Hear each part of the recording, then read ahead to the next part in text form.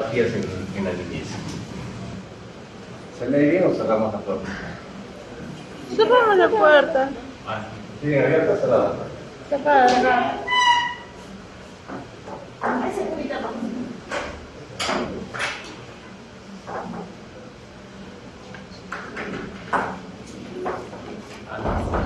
Lee mejor, ¿no? Sí. Ya. ¿Qué es una adenopatía? Siempre es el crecimiento de un ganglio, ¿ya? En general, el crecimiento mayor de 1 centímetro ya es adenopatía, es que esto es a nivel cervical, ¿ya? Pueden haber causas múltiples y en general se trata de procesos benignos, ¿ya? No siempre es algo maligno, un cáncer, ¿no? Un tumor, un linfoma, no siempre. ¿Ya? Además, es la minoría de las veces. Sin embargo, debemos de tener en cuenta que si bien la mayoría son procesos benignos, debemos de descartar los procesos malignos. Entonces, dependiendo de la localización, se va a definir el tamaño normal. A nivel cervical y axilar se considera normal hasta 1 centímetro de diámetro, a nivel epitoclear 0,5 centímetros y a nivel inguinal 1,5 centímetros. O sea, mayor de estos diámetros en estas localizaciones es un ganglio anormal. Sin embargo,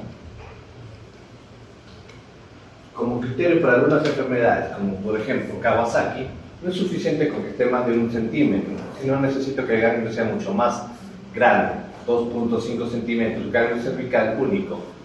Es un criterio diagnóstico para enfermedad de Kawasaki. Diagnósticos diferenciales en el paciente pediátrico para una linfadenopatía. Encontramos ganglios crecidos y hay que pensar en qué posibilidad puedo tener. Y para eso me voy a ayudar de los síntomas asociados, que los vamos a ver más adelante. Esta clase va a ser cortísima. Si dura 20 minutos es porque me extendí de más, ¿ya? Sé que tienen una clase después, ¿verdad? Sí. No parece. Bueno, entonces vamos a clasificarla en causas infecciosas, en causas tumorales, causas inmunológicas, causas endocrinas y unas causas mixtas. Las causas infecciosas son las más frecuentes. ¿Tiene puntero o no tiene puntero? No sale mi mano. Siendo las causas virales las que predominan. Cuando encontramos adenopatía mayores de 1 centímetro, cervicales, múltiples, pensemos en una causa viral. Si eso está asociado a fiebre, a coriza, a dolor de garganta, pues lo más frecuente es que sea un cuadro viral. Dentro de los cuadros virales, acá tenemos al virus del Epstein-Barr. ¿Qué produce el virus del Epstein-Barr? ¿Qué enfermedad? No los escucho, más fuerte, con ánimo, como si les gustara la clase. Mononucleosis infecciosa, claro. Entonces, si yo tengo adenopatías cervicales mayores de 1 centímetro, porque eso ya es anormal, tengo hepatosplenomegalia, tengo un RAS, tengo fiebre alta, más de 3 días, ¿no? Y además tengo un pus en la garganta, voy a pensar que esto puede ser una mononucleosis infecciosa. Pero también puede ser una causa bacteriana, como el estreptococo del grupo A. El estreptococo del grupo A causa una enfermedad eruptiva. ¿Cómo se llama esa enfermedad? Escarlatina. Claro, si yo tengo el mismo cuadro, RAS, adenopatía, pus en la garganta, ¿sí? Y puedo tener hepatosplenomegalia, ya que cualquier tipo de infección me puede hacer crecer el hígado, también puedo pensar en el estreptococo del grupo A. Pero ¿cuál es la diferencia? Mientras que en la mononucleosis infecciosa los virus son adenopatías múltiples, en el estreptococo del grupo A es una adenopatía única, ¿ya? Esa es una diferencia, eso es pregunta del examen. ¿Ya? Ahora sí tomamos. Dentro de las causas bacterianas que me pueden causar adenopatías, tenemos la famosa enfermedad de arañazo de gato, ¿sí? Que es por la Bartonella henselae, ¿no? Tenemos brucelosis, tenemos leptospira, ¿ya? La leptospirosis no es una enfermedad ajena a nuestro medio. La leptospirosis está relacionada a infecciones de transmisión oral por excremento o orina de roedores, ¿no? Entonces, en esos lugares donde hay poca salubridad, donde abundan las ratitas, ¿sí? Es factible encontrar leptospirosis, ¿ya? Leptospira, a ver, en mi experiencia hemos tenido 3 casos de leptospira demostrados por serología y venían de zonas rurales y sí, uno de ellos criaba esa famosa ratita blanca, ¿ya? Entonces sí es posible encontrar leptospira en nuestro medio, no es ajeno a nosotros. Acá no sé por qué he puesto señal diapositiva. Saquen esta franjita y la suben para acá arriba, donde dice micobacterium y tuberculosis. Cuando tenemos un ganglio único y que además tiene fiebre de repente muy leve, pero prolongada, hay poca ganancia de peso. En el niño hablamos de poca ganancia de peso más que baja de peso, ¿ya? En un adolescente, en un adulto hablamos de baja de peso.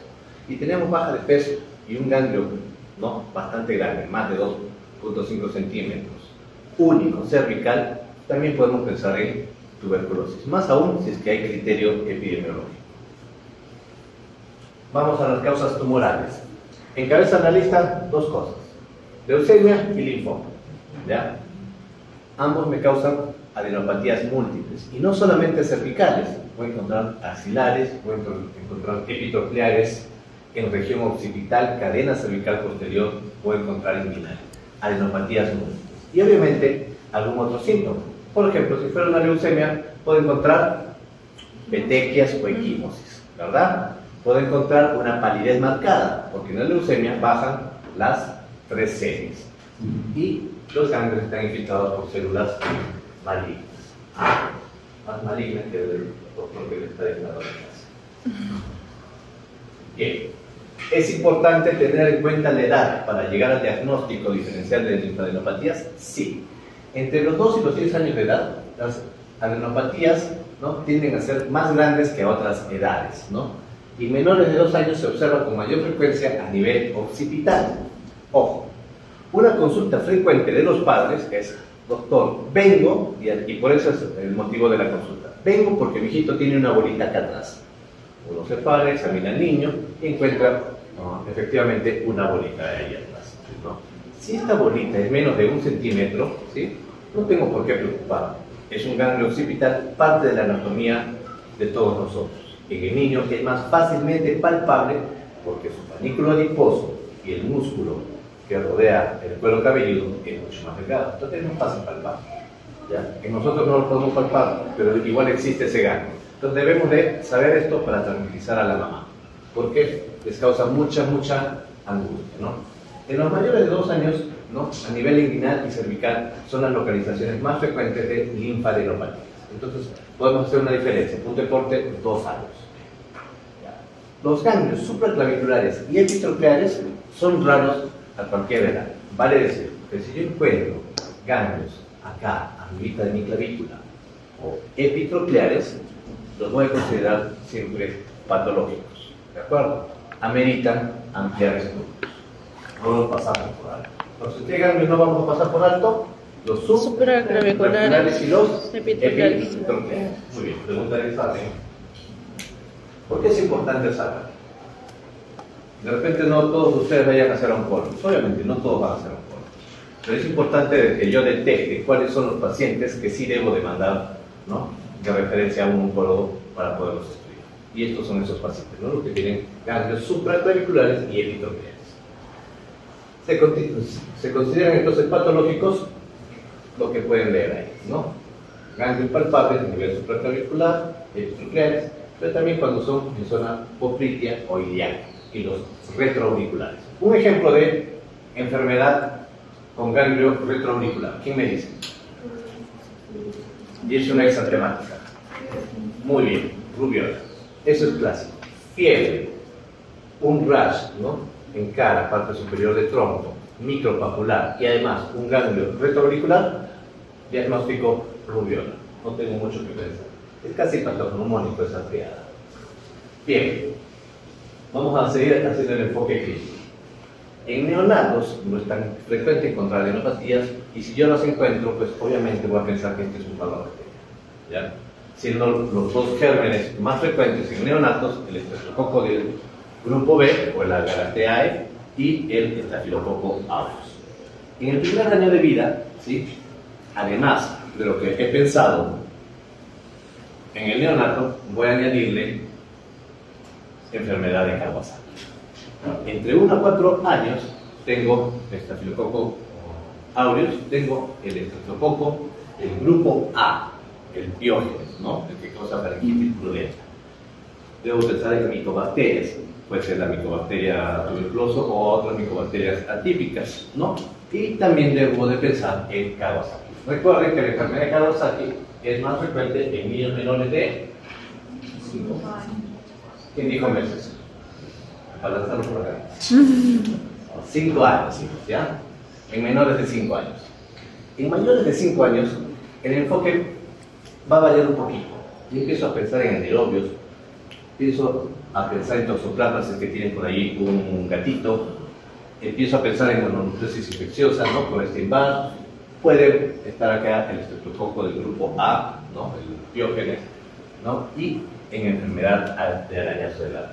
Tuberculosis, si se dan cuenta, vuelve a aparecer. La tuberculosis es el gran simulador, puede aparecer en cualquier señal.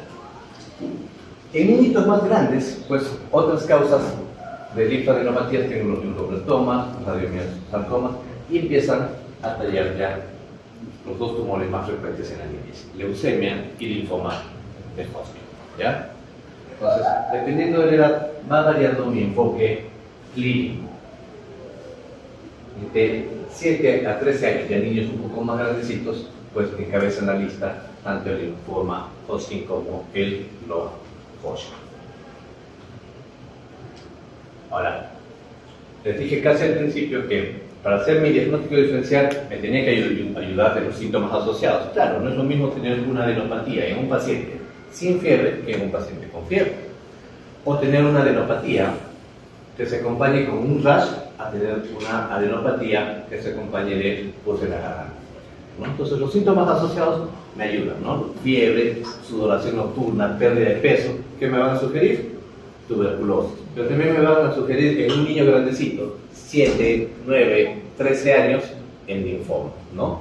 Entonces, fiebre, pérdida de peso, ojo, en niños es pobre ganancia de peso, no pierden peso, pero tampoco ganan, ¿sí? Y sudoración nocturna, piensen en tuberculosis o en linfoma. Astenia, fiebre y artralgias en enfermedades del colágeno, ¿no? Habíamos hablado de enfermedades inmunológicas. La artritis reumatoidea juvenil puede cursar con adenopatía. Es más, no sé si ya han hecho el tema artritis reumatoidea juvenil. ¿Sí, no? ¿Sí? ¿Ya les han tomado el examen de ese tema? Sí. ¿No les han venido una pregunta similar? Era por nefritis. La respuesta era una poliomielitis. Sí. No, respuesta de macrófago, ¿no? Bien, entonces astenia, fiebre y artralgias, enfermedad del colágeno. Pero ojo, debí de ponerlo ahí. Ya, a la siguiente clase lo voy a añadir, ¿ya? Si yo tengo astenia, fiebre y artralgia, no solamente voy a pensar en enfermedad del colágeno. El 20%, ¿ya? El 20% de los pacientes con leucemia debutan con artralgias. Entonces, si el 20% de los pacientes con leucemia debutan con artralgias, en esta triada de astenia, fiebre, artralgias más linfadenopatías, también debería de incluir a la leucemia, ¿no? Síntomas catarrales y odinofagia, un cuadro viral como cualquier otro, fiebre elevada, un enantema, exudado faríngeo, estreptococcus piógenes, ¿no? Entonces, los síntomas asociados nos van a ayudar a llegar al diagnóstico. El tema es más simple de lo que parece, ¿ya? Entonces, hasta acá llegamos. ¿Tienen alguna pregunta, alguna duda, alguna interrogante? No le puedo decir la pregunta que me sale. No. Aunque eso ya se las dije.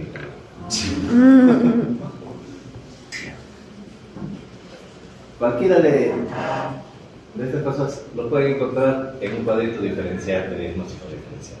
Así que no necesitan estudiar mucho, ¿no? Linfadenopatías es un tema bastante sencillo.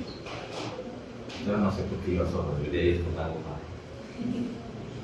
¿No hay preguntas? ¿No hay dudas? Listo, chicos. Lo prometido es deuda, 20 minutos la clase.